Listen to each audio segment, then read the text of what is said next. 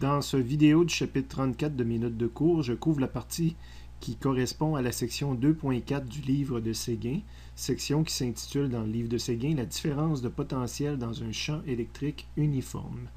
Avant de répondre aux questions instantanées et de résoudre les solutions proposées par Séguin, on va aller voir que contient mon résumé du chapitre 34 là, pour la partie correspondant à la section 2.4 de Séguin. Je suis maintenant dans le résumé de mes notes de cours pour le chapitre 34.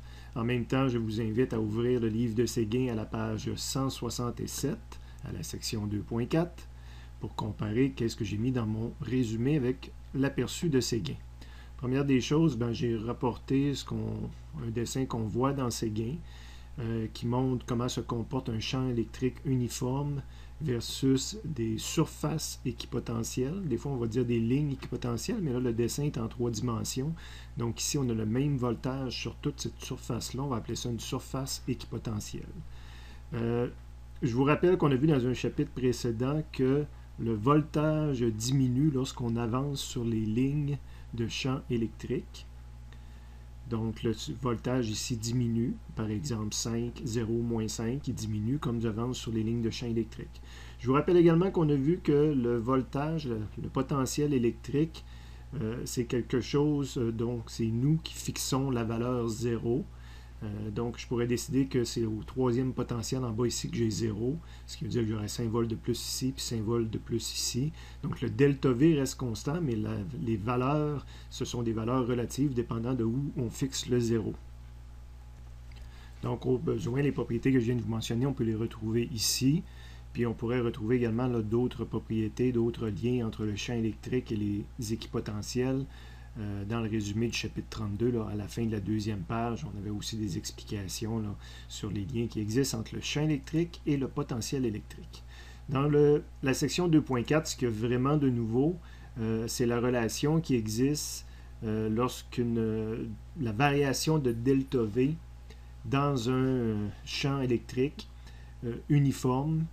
Il existe une équation, on peut calculer le delta V à partir de cette valeur-là de champ électrique et du déplacement qu'on va faire. Donc, dans le livre de mécanique, on avait deux noms pour la grandeur déplacement. On pouvait l'appeler S ou on pouvait l'appeler aussi delta R. Et les deux petites barres ici veulent dire déplacement parallèle. Donc, la partie du déplacement qui est parallèle au champ électrique. Okay. On va y revenir dans une seconde.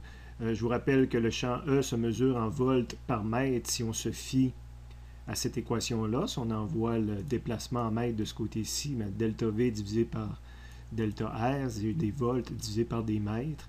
Donc, on pourrait également mesurer le champ E en volts par mètre. On pourrait démontrer en analysant les unités là, que 1 volt par mètre, c'est l'équivalent de l'unité qu'on utilisait depuis le début, là, le newton par coulomb.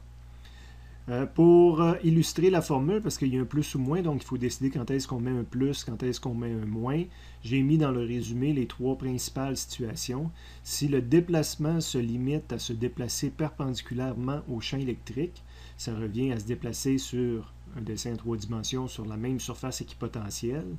Bien évidemment, la valeur de potentiel ne varie pas, donc le delta V entre la position initiale A et la position initiale B est égal à 0. Il n'y a pas de déplacement parallèle au E.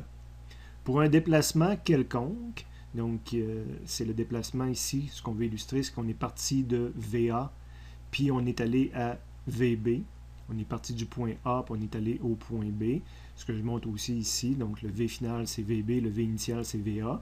Je vous rappelle qu'on a grossièrement, sommairement, on a avancé sur les lignes de champ électrique. Donc le potentiel en VB est plus petit que VA. Donc, quand je fais delta V, VB final moins V final moins V initial, je me trouve à faire VB moins VA. Si VB est plus petit que VA, si on met des chiffres là-dedans, ça donnerait un delta V qui est égal à 0. Donc, lorsque sommairement j'avance sur les lignes de champ électrique, j'utilise le signe moins. À l'inverse, ici, ce qu'on illustre, c'est qu'on est passé du point A au point B. C'est l'inverse, analysé ici, où le résultat, on utilise le signe positif. Ce qui est montré également, c'est que notre déplacement quelconque diagonal, on peut le remplacer par un premier déplacement parallèle, puis un deuxième déplacement perpendiculaire. Le déplacement perpendiculaire, dans un cas comme dans l'autre, me donne un delta V de 0. Donc le déplacement, le delta V va correspondre dans le fond à le même delta V que j'ai de A à C ou de A à B, ça va donner le même delta V. Donc c'est cette contribution-là qui est prise dans le calcul lorsqu'on fait le déplacement parallèle. Donc, j'ai rajouté tout ça dans le résumé là, pour être sûr que si on veut retrouver le signe, qu'on soit capable d'interpréter nos choses et de retrouver le signe au besoin. La suite du résumé là, correspond à d'autres sections de Séguin. Donc, pour tout de suite, on va s'arrêter et aller résoudre des situations dans le livre de Séguin.